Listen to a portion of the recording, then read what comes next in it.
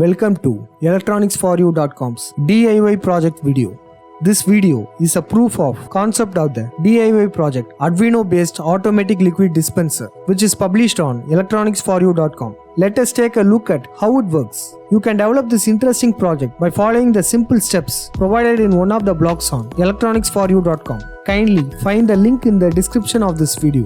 This project allows you to get a restricted amount of liquid automatically comes out from the dispenser as per your requirement. The liquid can be water, fuel or any other liquid. The objective of this project is to save water or any other liquid from getting wasted. If this project is implemented using a payment gateway, then it will be very easy for users to get the required amount of fuel at any point of time.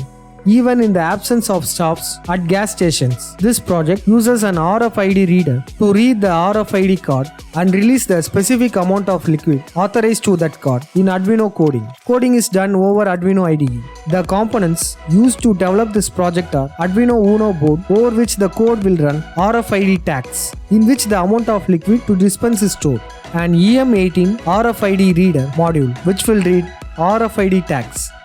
A solenoid valve 24-volt DC which is responsible for opening and closing of dispenser. A 5-volt relay which will work as a switch to the dispenser and automate the system. A water pump 220-volt AC to get water. And a 12-volt DC power adapter to power up the system.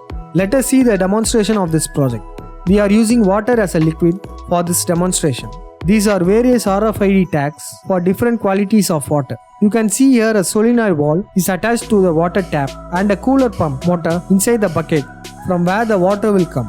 For this card, I have set 1 liter of water in the Arduino code. This is 1 liter empty bottle. Now I am putting the RFID tag on the RFID reader. The water is automatically coming out from the tap and filling this water bottle. The tap is turned off automatically after dispensing 1 liter of water. Now likewise, you can use any other RFID tag with different set water quantities and get the required amount of water.